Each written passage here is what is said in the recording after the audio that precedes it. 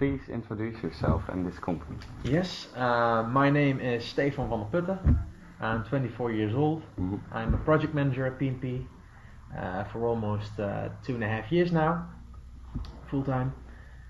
Before that, I was an intern here as well. Yes. And I did the same education as you're doing right now. I studied international leisure management, and I did back in the day was still a special track, one project, 2 courses, theme park management. And I work at PNP Projects, which creates turnkey projects for the entire leisure industry. Most of the time, theme parks, family entertainment centers, museums, that kind of clients. Yeah, so we do everything, and we do turnkey, so we do design, engineering, storytelling, but also the production itself, everything, transport, installation, up to the fact that we hand over the key. So the theme park doesn't have to do anything. Yeah, we can do that, yeah. What career choices did you make to end up here? What career choices did I make? Well, I always wanted to do something in film, so I actually enrolled for media and entertainment management at NHTV. And then by accident or by luck, I found a flyer of leisure management, international leisure management, which also showed Efteling Academy and theme park management. So I thought, well, that's very interesting. So I skipped media and I went to ILM, international leisure management, with the goal of following theme park management specialization and also the Efteling Academy minor and thesis, which I did. Luckily, I was accepted to both.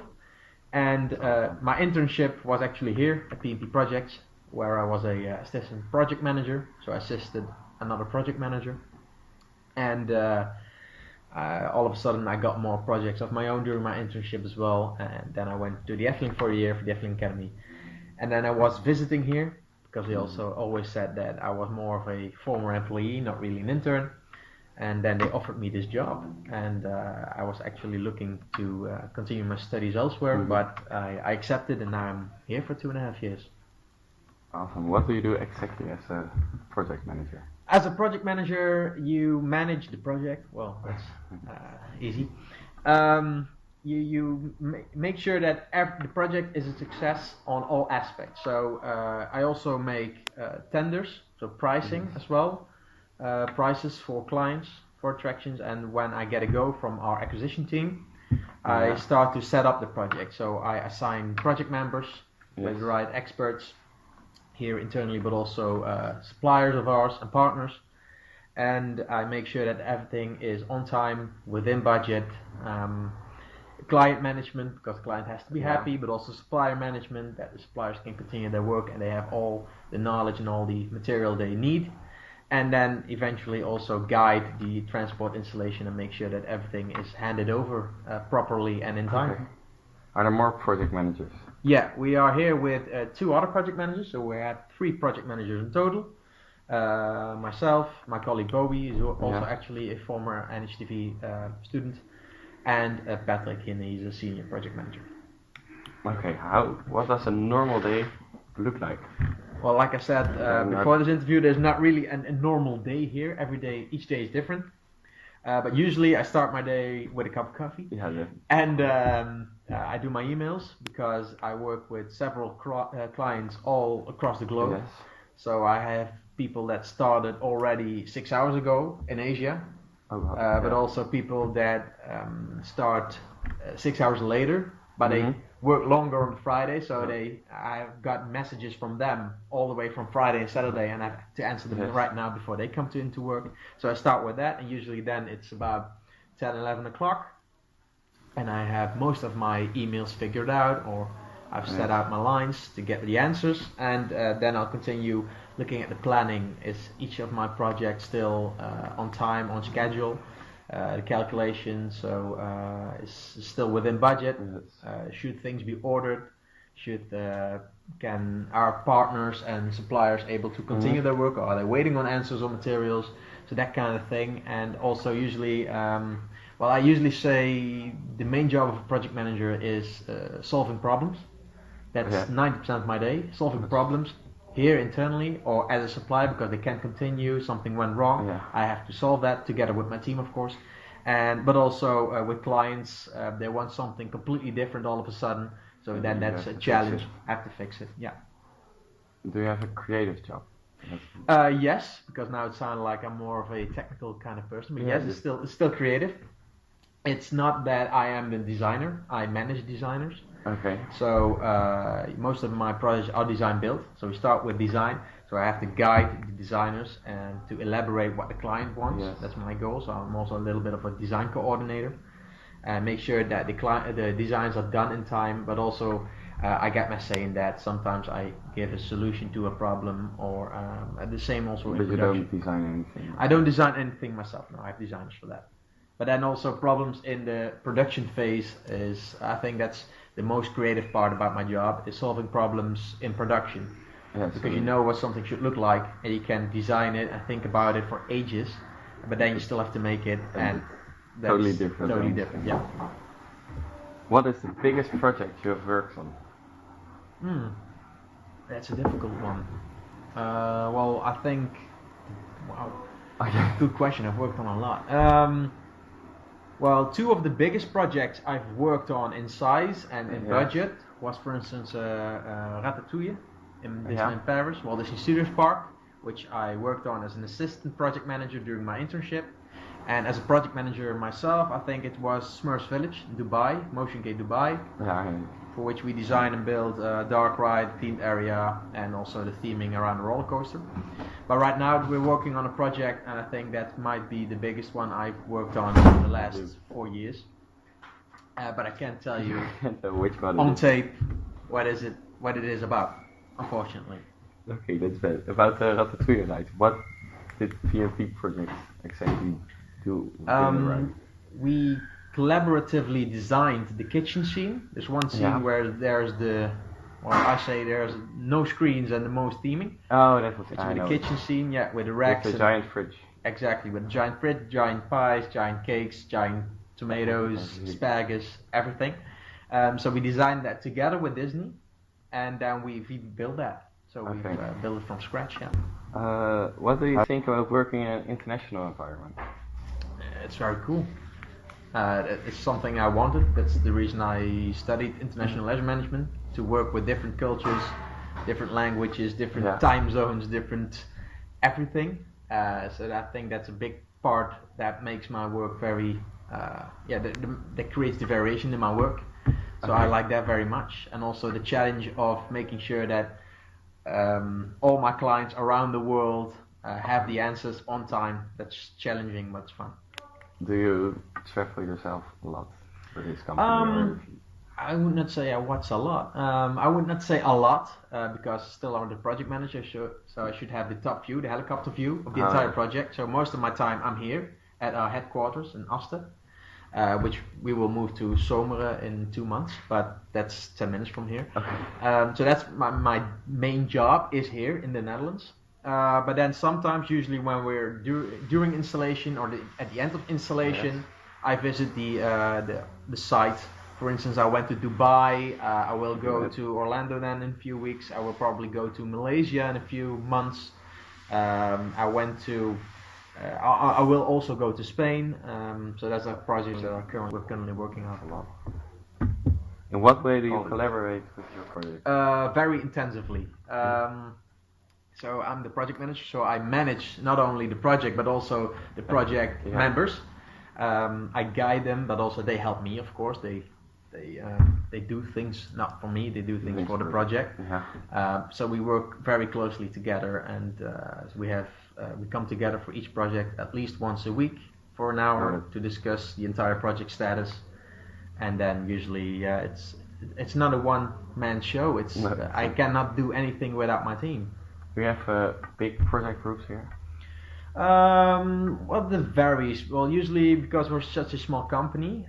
Small, how much? We have 35 people working here, but most of the people are working in the workshop. Yeah. So that's about 20, and we have 15 people in the office together with the board of directors.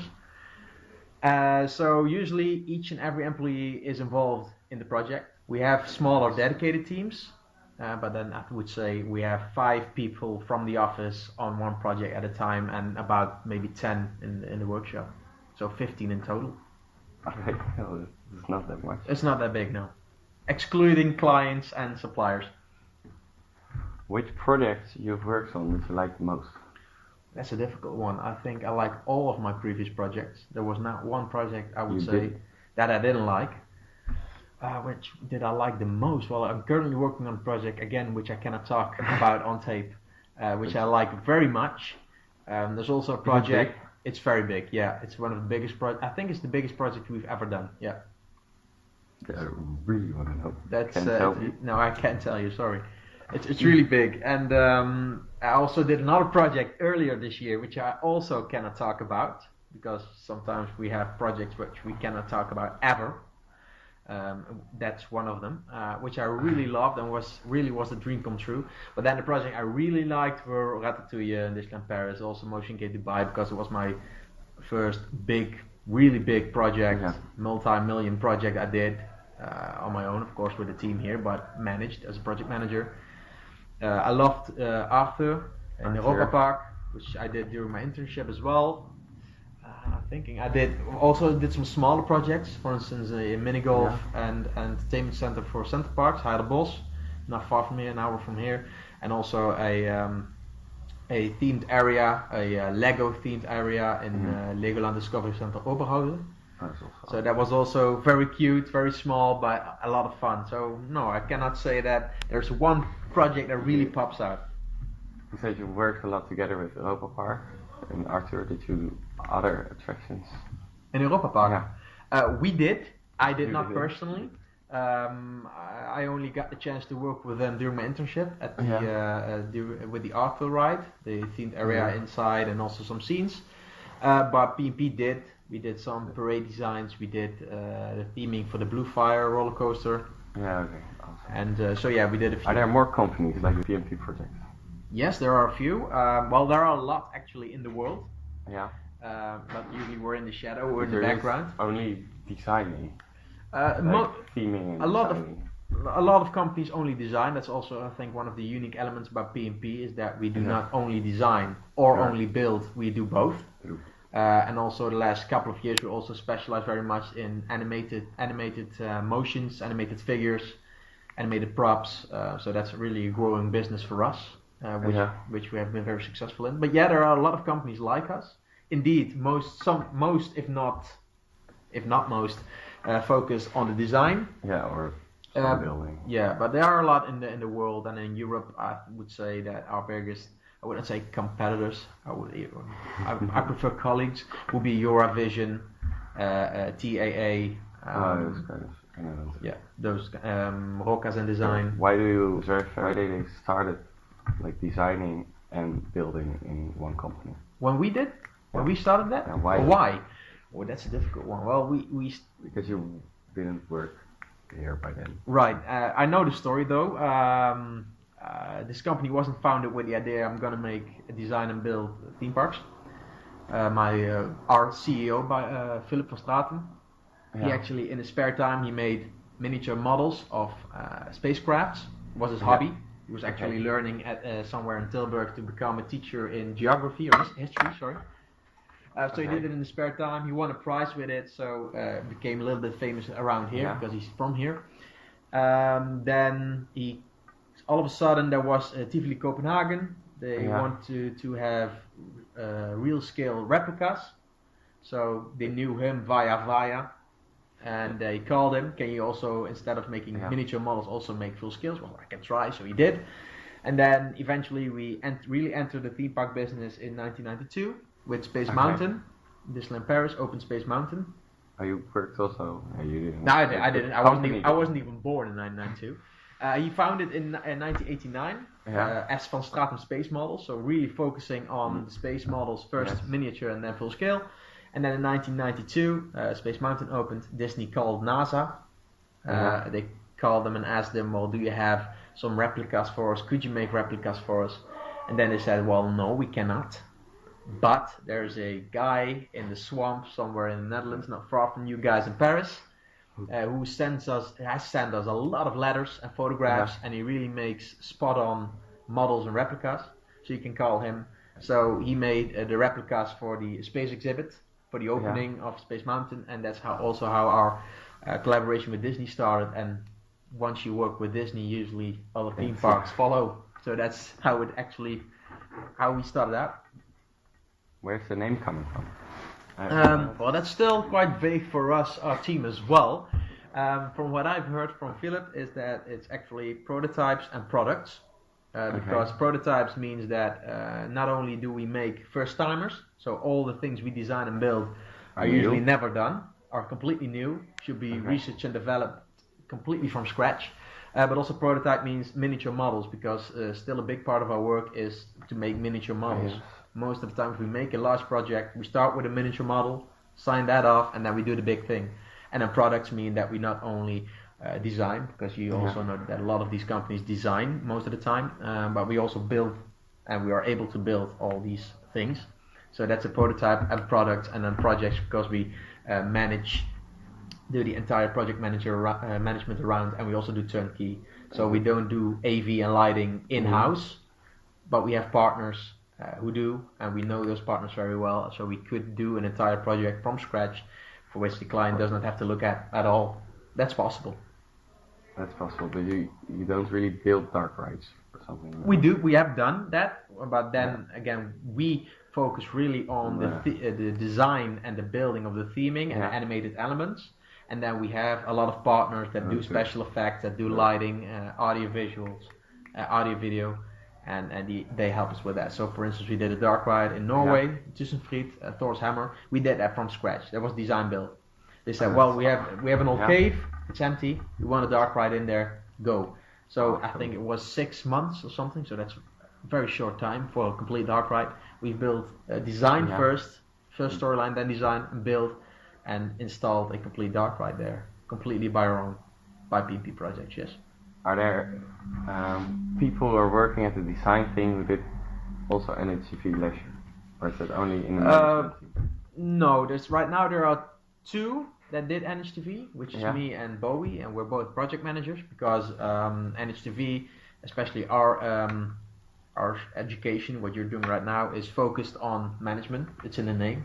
Yeah. It's management, so it's about it's. I would not say that our job is not creative, but if you think about creativity and creative, that you're a designer. No, most designers are from design academies or art schools, or engineers.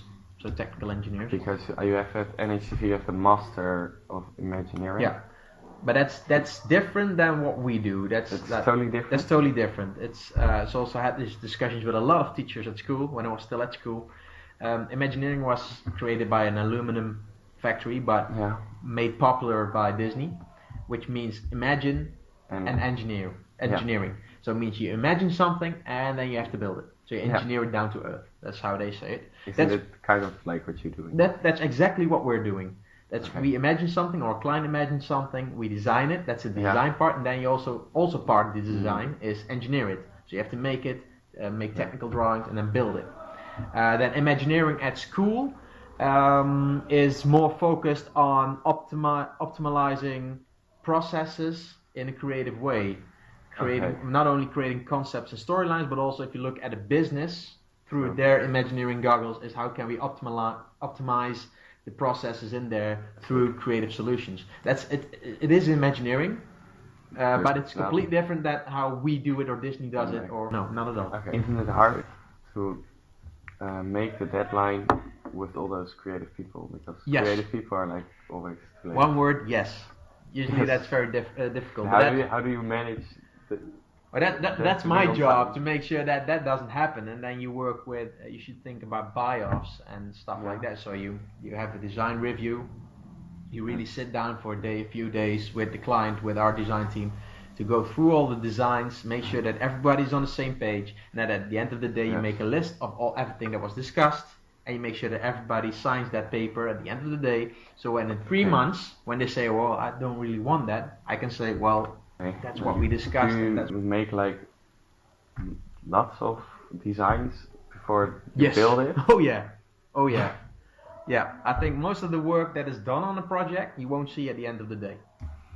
That's the thing. That's our work. That's the same with movies. They just- work 3 years on a movie, but what you see is a movie of 2 hours, 2.5 hours, And that's it. and we work on a project for 3 is maybe a bit too long, 2 years, and then you write it for 3 minutes, and Then- that's what you see. But everything that's behind that scenery, everything that's behind the process of getting there, It's, a lot. You pass a lot of designs and a lot of other decisions and creative people, and then opinions and everything. Yeah.